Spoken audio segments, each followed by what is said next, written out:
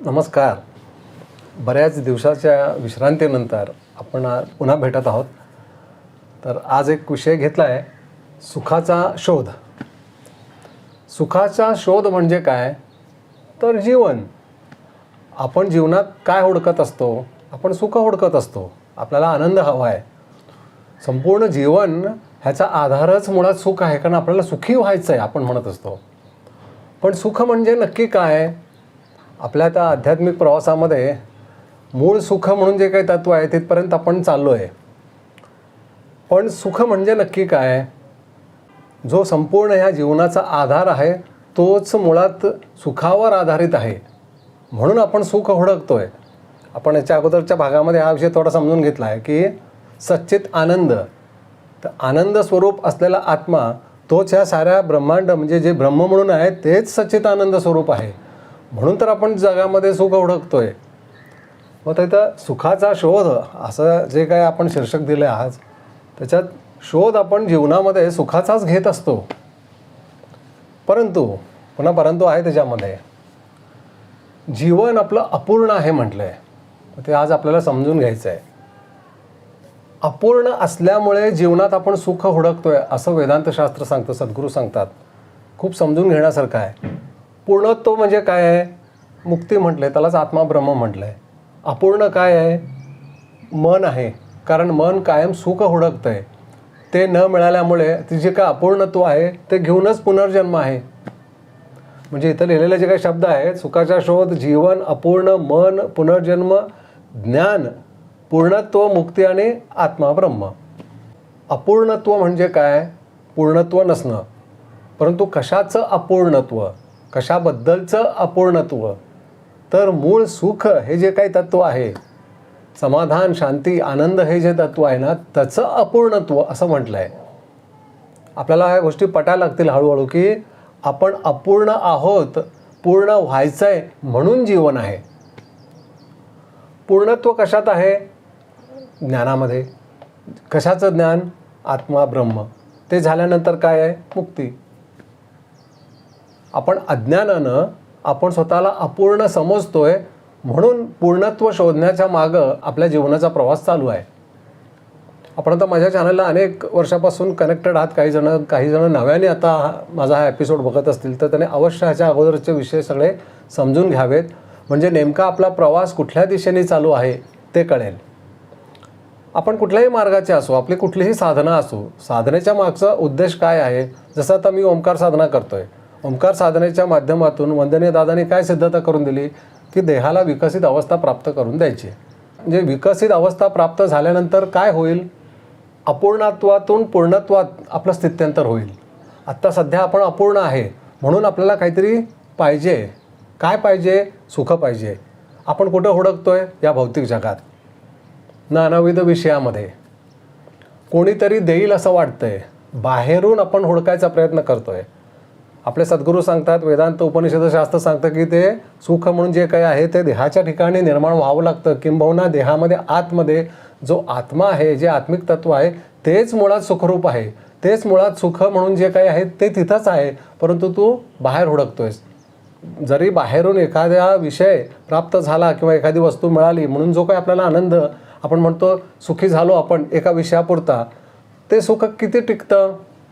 खूप अल्पकाळ टिकतं. कारण त्याच्या मागं काय आहे? मन आहे.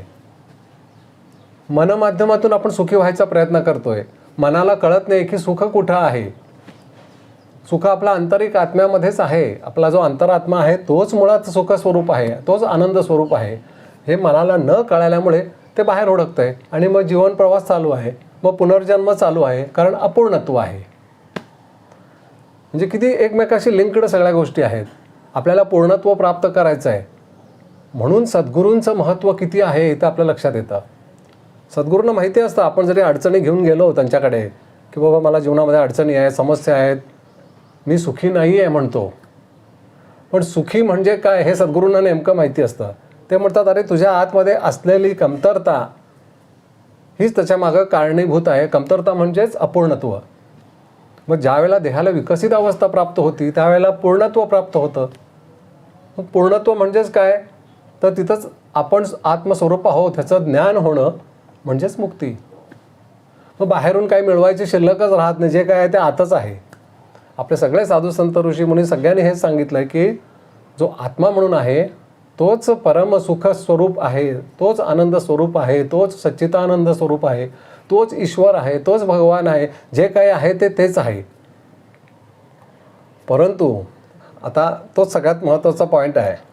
परंतु आपल्याला ते कळत नाही. मग न कळण्यामागचं कारण अज्ञान आहे. आपण जन्माला आल्यापासून आपल्याला सगळं बाहेर हुडकायला शिकवलं आहे. तुला बाहेरून काहीतरी मिळवायचं आहे. काहीतरी म्हणजे काय, काहीही मिळवलं तरी त्याच्या मागं सुख हा प्रधान विषय आहे, कारण आपल्याला सुखी व्हायचं आहे. म्हणून सद्गुरू म्हणतात की बाल्यावस्थेपासून जर का संस्कार आपल्यावर झाले, कुणावर, मनावर. आपल्या देहाच्या ठिकाणी प्रधान तत्व काय आहे, मन आहे. मनामाध्यमातूनच आपण जगाचा अनुभव घेतो आहे. पण जगाचा अनुभव घेणारं ते मन सुख बाहेर हुडकतं आहे, विषयात हुडकतं आहे. आणि जरी विषयात न मिळालं तरी ते देणारा कोण आहे, तो आतच आहे. त्याच्या मागं हाच एक महत्त्वाचा विषय आहे की बाहेरून एखाद्या वस्तूविषयात आपल्याला जरी सुख मिळालं वाटतं तरी ते मिळतं कुठून, आतूनच. कारण त्या सुखाचा अनुभव आपण कुठं घेतो, आतमध्ये. म्हणजे माइंडच आपलं मन रिक्वायरमेंट करतं की मला सुखी व्हायचं आहे, मला अमुक अमुक विषय प्राप्त झाला, अमुक अमुक एखादी वस्तू प्राप्त झाली, अमुक एखाद्या व्यक्तीने माझं कौतुक केलं तर मी सुखी होईन. तिथं अहंकार आहे, माझा गौरव केला पाहिजे, सगळ्यांनी मला माझी वाहवा केली पाहिजे, मला कुठलं तरी एक मोठं पद मिळालं पाहिजे, माझी सगळ्यांनी प्रशंसा केली पाहिजे तर मी सुखी होईन. किंवा मी श्रीमंत व्हायला पाहिजे, हा बेसिक कन्सेप्ट आहे. मी भरपूर श्रीमंत झालो तर मी सुखी होईन. म्हणजे हे सगळं कशाचं लक्षण म्हटलं सद्गुरूंनी, हे अपूर्णत्वाचं लक्षण म्हटलं आहे. जे खरे साधू संत असतात, जे खरे ज्ञानी असतात, त्यांना पूर्णत्व प्राप्त झालं असतं. त्यांना भौतिक जगातून काहीही नको असतं. ह्याच्या मागचं कारणच ते आहे. कारण आत असलेलं मूळ चैतन्य ब्रह्म आत्मा तोच तर सुखी आहे. तिथून त्यांना डायरेक्ट मिळायला लागतं. आपण काय करतोय, बाहेरनं थोडं थोडं मिळवायचा प्रयत्न करतोय. हाच विषय समजून घेण्यासारखा आहे की आपण जे सुख बाहेरून वेगवेगळ्या विषयात थोडं थोडं थोडं, म्हणजे तहान लागलेली आहे त्या माणसाला जर का थेंब थेंब थेंब थेंब पाणी दिलं, त्याची तहान कधी भागणार. एक थेंब दिलं, थांबलो, परत आणि पाणी पाहिजे, तहान भागली नाही आहे, अजून एक थेंब दिलं, थोड्या वेळाने. असं करून जर का ते थेंब थेंब थेंब पाणी जर का देत गेलो तर त्याची तहान कधी भागणार आहे, कधीच भागणार नाही आहे. त्यापेक्षा भांडंभर, ग्लासभर, त्याला तांब्याभर पाणी दिलं. तसं हे सगळे संत मूळ आत्मस्वरूपी असलेलं सुख अनुभवत असतात. म्हणून त्यांना बाहेरच्या जगातून काहीही सुखाची गरज त्यांची नसती. ती गरज भागलेली असती, कारण त्यांना ज्ञान झालेलं असतं. आत्मज्ञानी व्यक्ती म्हणजे कोण, तर ती पूर्णत्व प्राप्त झालेली व्यक्ती, ज्याला बाहेरच्या जगातून सुखाची गरज शिल्लक राहिलेली नसते. कारण त्यांना कळून चुकलं असतं, त्यांना ज्ञान झालं असतं की जे सुख म्हणून आहे, जे परमसुख आहे ते आतच आहे, ते बाहेर नाही आहे. मग आता जन्मच का झाला आहे ह्याचं उत्तर ह्याच्यातच सापडतं आपल्याला. जन्म अपूर्णत्वातून झालेला आहे. गतजन्मातील इच्छा अपेक्षा ज्या शिल्लक राहिल्या आहेत त्या घेऊन आपला जन्म झालेला आहे. तो ऋणानुबंधाचं पूर्णत्व न झाल्यामुळे जन्म झालेला आहे. ऋणानुबंधाची निर्मिती कशातून आली, अपूर्णत्वातूनच आहे. म्हणजे अपूर्णत्वातूनच जन्म आहे आणि त्याच्यातच मृत्यू आहे. म्हणून तर त्याला दुर्दैवी जीवन म्हणतात सद्गुरू. म्हणून ह्या जन्मात जर का आपल्याला पूर्णत्व प्राप्त झालं, म्हणजे थोडक्यात ज्ञान झालं जीवनाविषयीचं, तर मग खऱ्या अर्थानं सुखाचा शोध लागल्यासारखा होईल आणि आपण सुखी होऊ. तर आता आपल्या लक्षात आलं की सुखाचा शोध नक्की कुठं आहे, तो आपल्या अंतरात्म्यातच आहे. तर तिथपर्यंत जाण्याकरता साधनेची निश्चित गरज आहे, ध्यानाची निश्चित गरज आहे, नामस्मरणाची निश्चित गरज आहे. त्याशिवाय आपल्याला विकसित अवस्था प्राप्त होणार नाही. आणि विकसित अवस्थेच्या माध्यमातूनच पूर्णत्व प्राप्त होईल आणि मग तिथंच मुक्ती आहे. नमस्कार.